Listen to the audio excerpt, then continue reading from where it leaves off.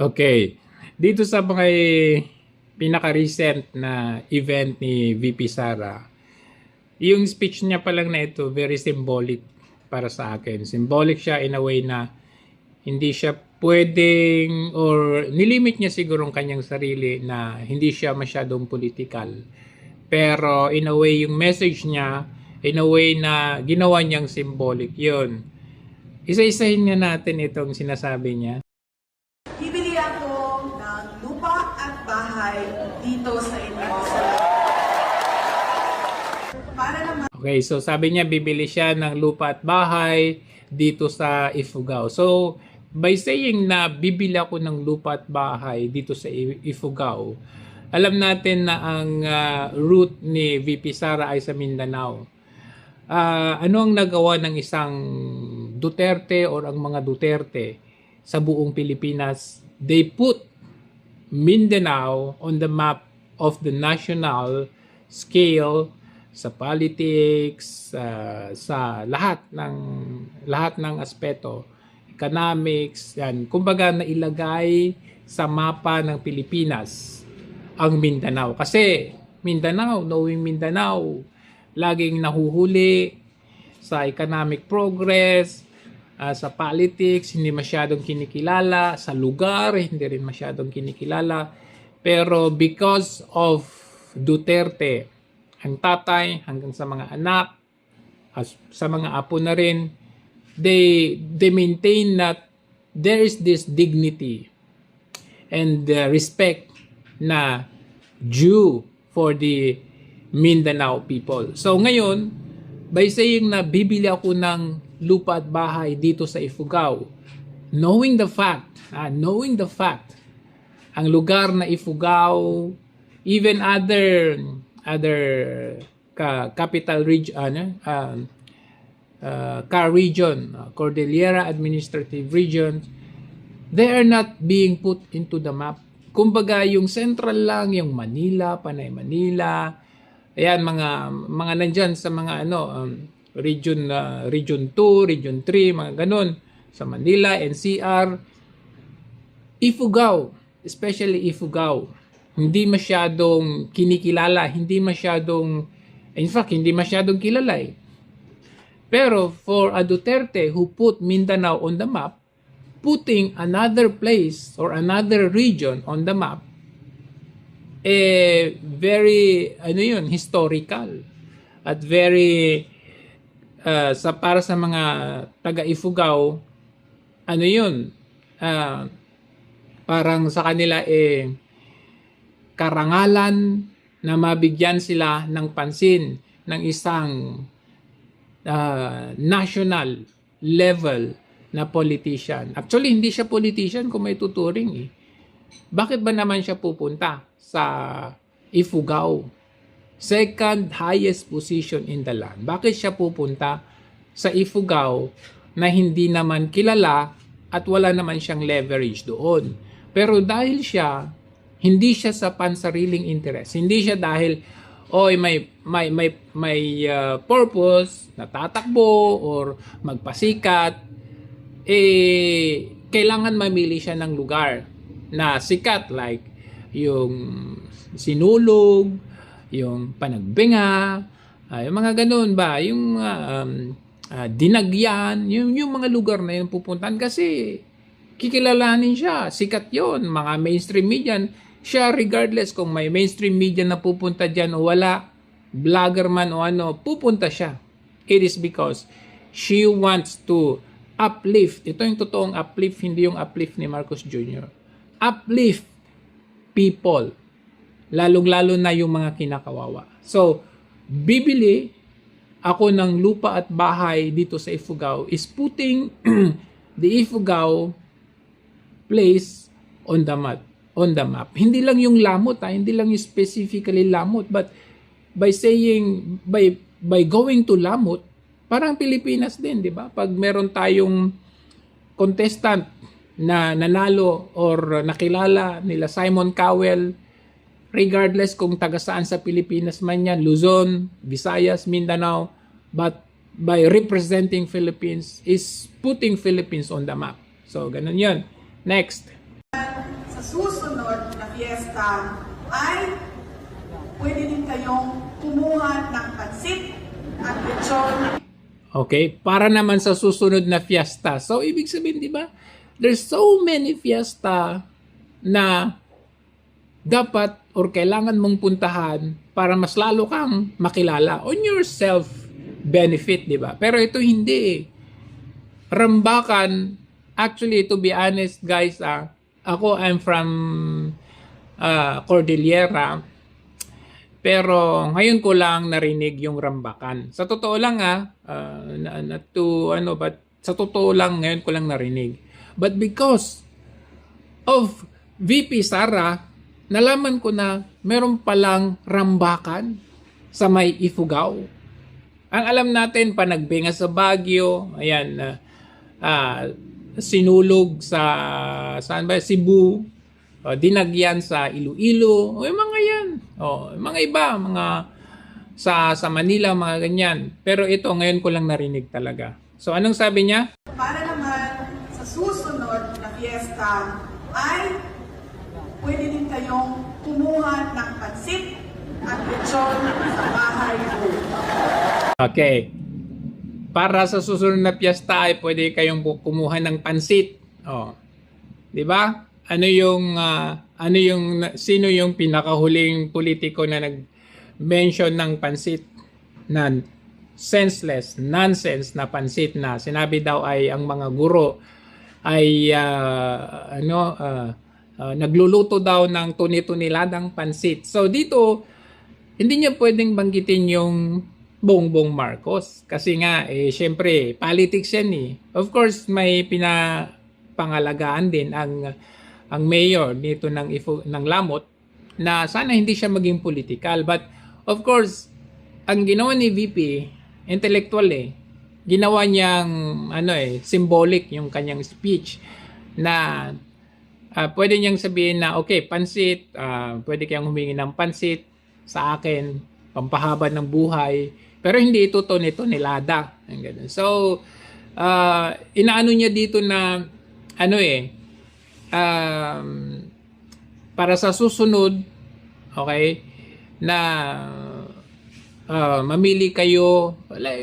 Ito lang sa susunod na mamili kayo ng opisyalis ninyo, ay tignan ninyo yung totoong tao. Siyempre, ang pansit, alam natin, pampahaba ng buhay. So, yung tutulong na mapaganda ang antas ng pamumuhay natin. Hindi yung pansit-pansitan lang na, alam mo yun, gagamitin ka lang na yung plastic ba? Yung kasinungalingan or kaimbentuhan na plastic. Kasi ang sinabi niya is tuni-tuniladang pansit. So, unbelievable using the word pansit pero unbelievable. Kumbaga ginagamit mo lang yung word na pansit para sa mag-gain ka ng momentum mo. Pero unbelievable yung paggamit mo ng pansit kasi unang-una tuni-tunilada. At saka pangalawa, hindi lang naman pansit ang tinatrabaho ng mga teacher, di ba? I mean, you could name many of the things that the teacher as isa rin sa mga makabagong bayani, but not ang cheap mo naman na para grabe kayo mga teacher kasi kayo gumagawa kayo ng tuni-tuniladang pansit. That is not the representation. That is not the mere representation of a teacher. Ang babaw naman, gumagawa lang ng pansit. Ay, di ba? Ang sakripisyo ng mga teacher, ang daming sakripisyo ng mga teacher, gabay sa mga anak ninyo bilang second parent. Tumutulong sa pagbantay ng ating votes sa election, yung mga ganon. Tumutulong din na maglinis or mag-community service, yung mga ganon. Hindi parang babaw mo naman. Pansit lang para pansit. Party-party, piyesta lang, ganon. So, yun. At lechon. Siyempre, pag lechon, siyempre, celebration. Okay? Lechon, in a way na, di ba pag meron tayong victory, meron tayong kasiyahan, meron tayong party, ang celebration natin, oy, lechon tayo. Ganon. Next.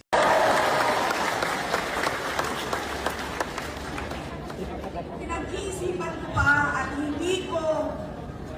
parang hindi ko kaya ang adobo na aso. Okay, pinag-iisipan ko pa at parang hindi ko kaya yung adobo na aso. Ito, symbolic to In a political way, symbolic to. Bakit? Kasi aso dito kasi na-mention yung aso at saka buhaya. So sabi niya, parang hindi ko kaya pa yung adobong aso. Ano bang ginagawa natin pag ina-adobo, di ba? Yung parang rika-rikado, ano nung minimix natin ginagawa na nilalasog-lasog natin yung aso para sa adobohin, ganun. So dito, pag i-compare mo yung aso sa kabuhaya, pinag-iisipan pa niya. Kasi alam natin coming 2028, ano yan hindi naman siya yung point na parang revenge. It's more on redemption Kung hindi man redemption, it's more on restoring. Kasi ngayon, sa panahon ngayon, nakita natin anong ginagawa nila. Parang wala tayong karapatan. The democracy is dead actually. It's literally a de facto martial law. Bakit? Wala kang karapatang magsalita, wala kang karapatang mamahayag, wala kang karapatang magkritik ng gobyerno kung ano yung nakikita mo, maya't maya mangyayari, patong-patong na kasong ginagawa sa iyo. Samantalang in the former administration, hinahayaan lang sila. Kung ano nung pinagsasabi nila Trillanes, ayan yung ginagawa nila, buhay pa naman sila. Hindi sila yung patong-patong na kaso yung kagayang ginagawa ngayon na to the point na even yung pinaka-simplest vlogger nakakasuhan ng patong-patong. Kaya nga, alam yun yung mga nawawalan pa ng mga social media account. Kaya nga nakita ninyo, yung mga iba, kahit may kaalaman or may alam sila sa mga nangyayari, they would rather choose not to speak up because nakita nila there were executed examples of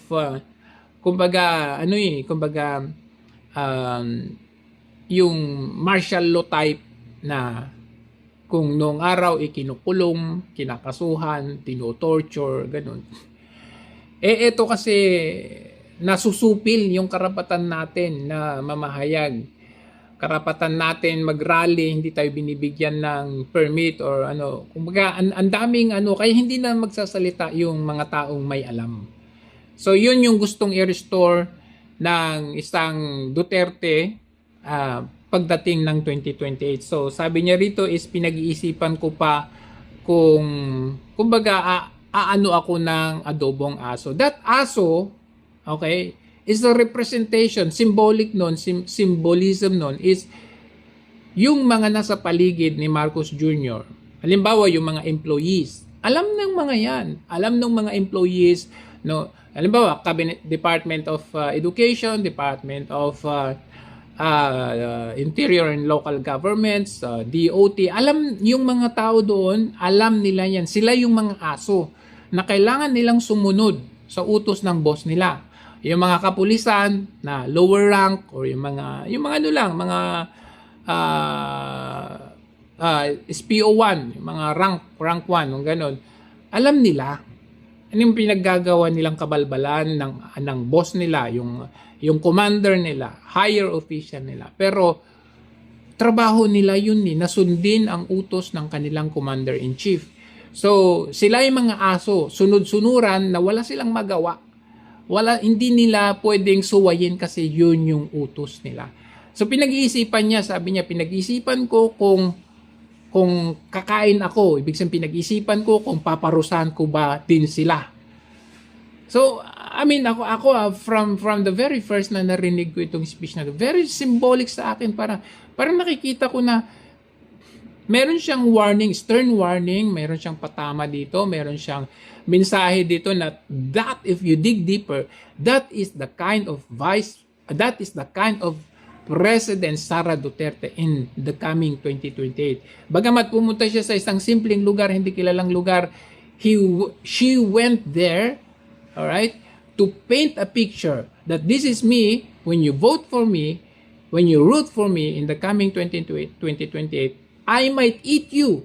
Yung dog, might. But considering. But I do believe na si Sara Duterte is kumbaga fair. Siyempre iniisip din niya, kumbaga yun nga sabi ko nga, wala nga silang choice kung tutuusin. Pero para sa mga buhaya ito, Dahil naawa ako sa kanila. naawa ako sa kanila. Kita nyo? Naawa ako sa kanila. Sila ay sunod-sunuran lamang. Pero syempre, pwede doon sa mga bayaran. Bayarang vloggers, bayarang media. Hindi yun sila pwedeng, yung mga asong ganun, hindi pwedeng kaawaan yun. Yung mga asong hindi bayaran, na sumusunod lang talaga, ito ay pinag-aralan nila, pulis, no? Pinag-aralan nila ng taon. They went from rank to rank to rank. They went to battle, ganun. Kailangan nilang sundin yung boss nila, commander-in-chief nila. Yun, pwede niyang kaawaan. Pero yung mga bayaran, Mabait sila sa akin. mabait sila sa akin. I think some of these ASOS na kanyang binabanggit, or maybe most of the ASOS, ay nagbibigay ng intel sa kanya. O eto ang plano nila, ay eto ang ginagawa nila. Kumbaga sila yung mga nandito sa baba that they are seeing these abuses of power. Nakikita nila yung mga injustice na ginagawa, nangyayari, and they want to share it to the Vice President. So, kaya sabi niya dito, mabait sila sa akin. Kasi kung kukunin nating literal na aso, di ba? Di ba? I mean, this is symbolic talaga. Mga aso. Pero, mga kababayan, kung kayo ay makahanap ng bukaya, Kung kayo ay makahanap ng buhaya, sabi niya,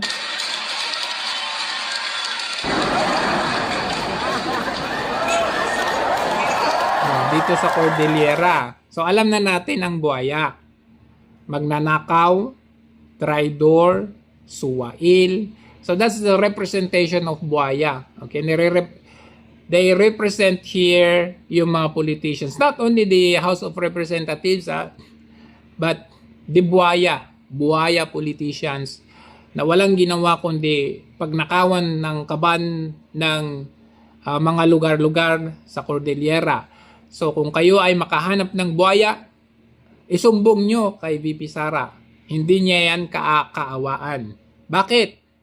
dito sa Cordillera, ay marami kami sa Davao City na Marami sa Davao City ang marunong maglechon ng buhaya.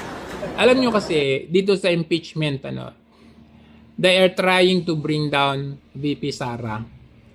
Kasi, alam na nila talaga, there is no viable candidate to beat sa 2028 other than VP Sara Duterte. So ngayon, anong ginagawa nila?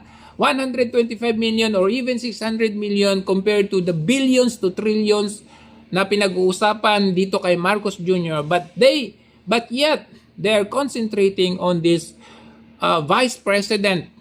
In the past, we always see the President is being impeached. The President is being put to impeachment.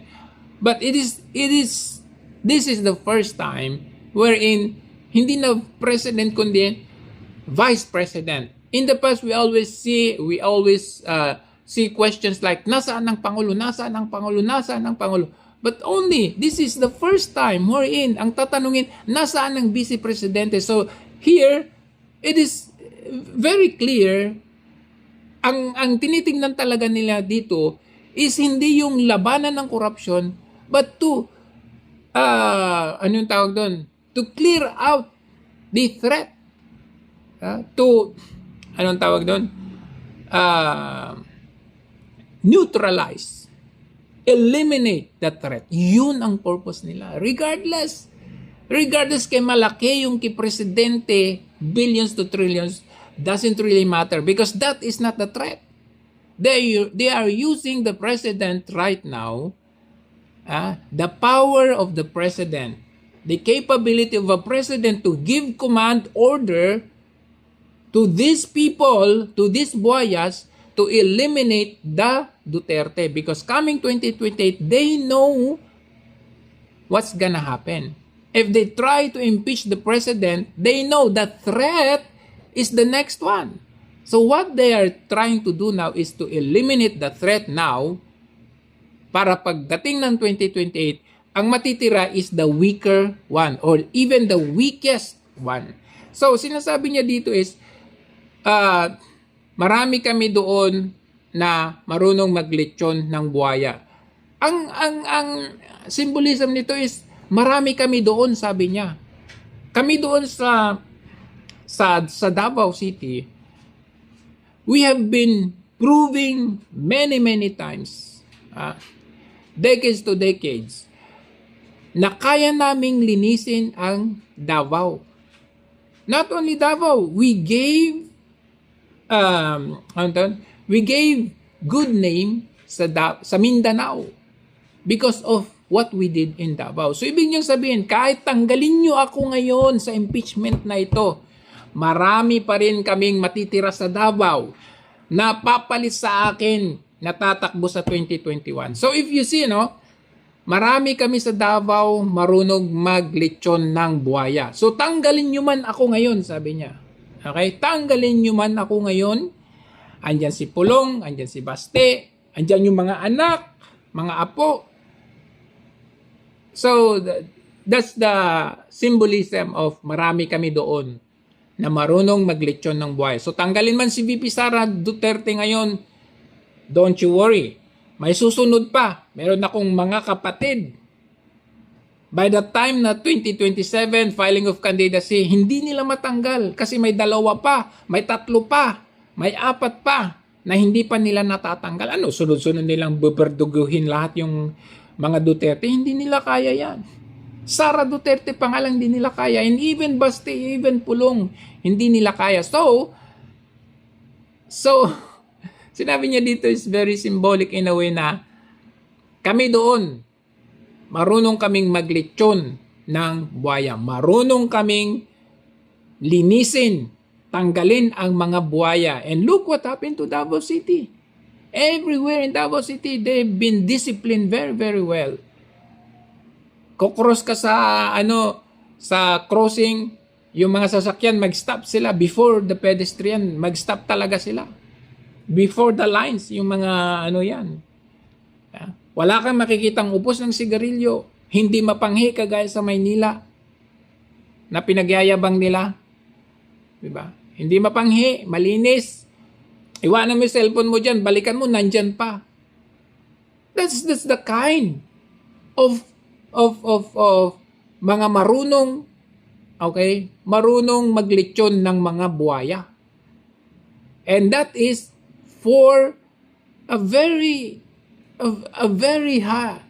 prominent second highest position in the land to go to Lamot, where hindi ko alam, even ako I'm from the Cordillera Administrative Region, but hindi ko kilala, hindi ko alam.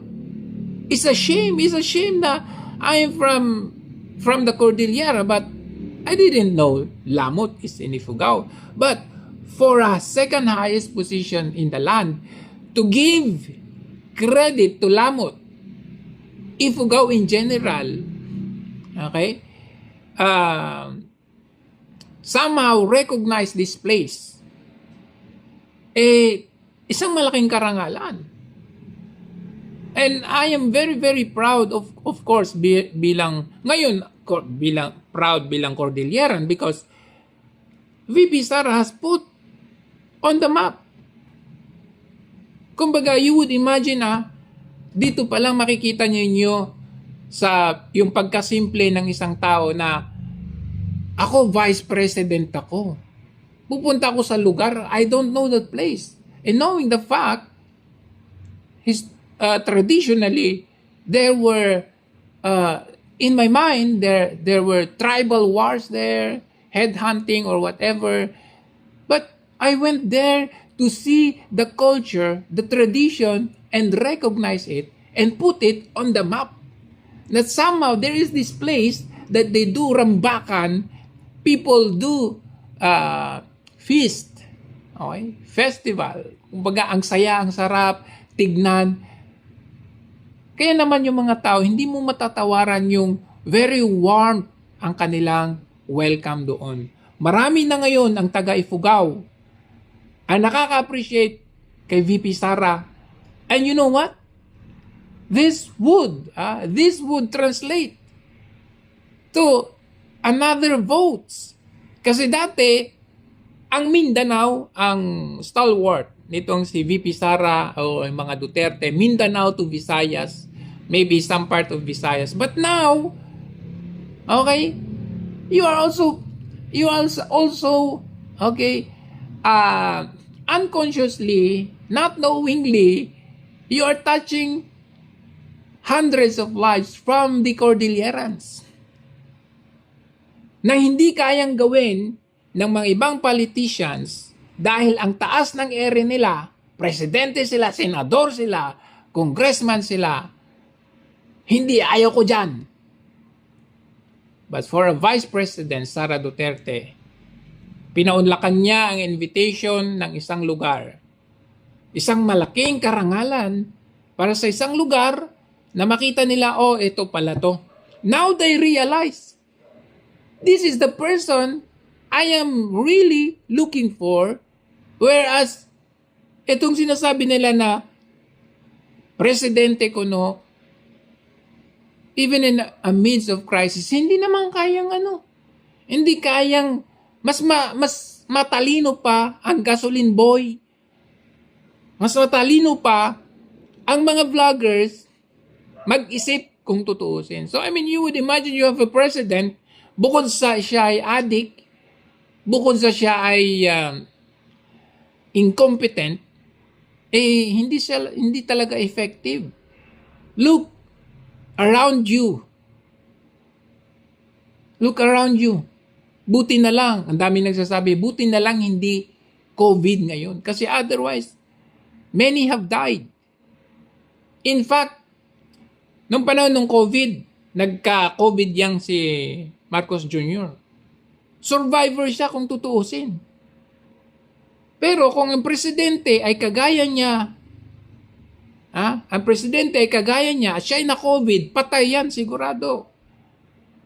That's the difference. That's why, kahit anong gawin ninyong paninira, kahit anong gawin yung you can never teach people to go with you when they see, nakita nila, naramdaman nila,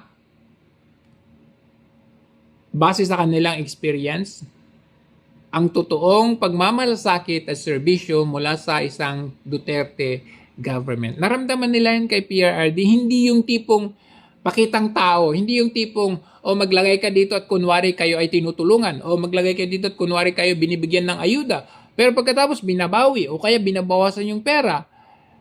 So, the real Filipino service was felt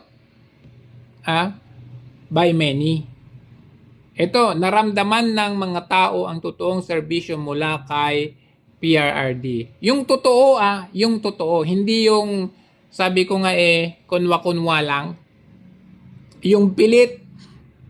So for me ito, after nangyari itong yung pagpunta ni VP Sara sa Lamot, Ifugao, talaga nga namang nakilala ang Lamot. Hindi lang Lamot, but the Ifugao people in general.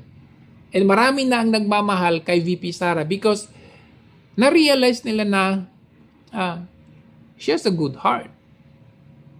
Hindi siya namimili. And by having a leader na hindi namimili, yan ang kailangan natin in the future. Hindi namimili ng tulungan. Hindi namimili ng dapat bigyan ng hustisya. Kung ikaw, what is due for you, that's due for you. So I really hope na in the coming in the coming months or years na siguro meron din yung mga ibang lugar, no? Sige, invite nyo lang ng invite si VP Sara. Hindi kayo mapapahiya. Hindi kayo mapapahiya sa kanya dahil meron talaga siyang puso. Yan ang kailangan natin sa 2028.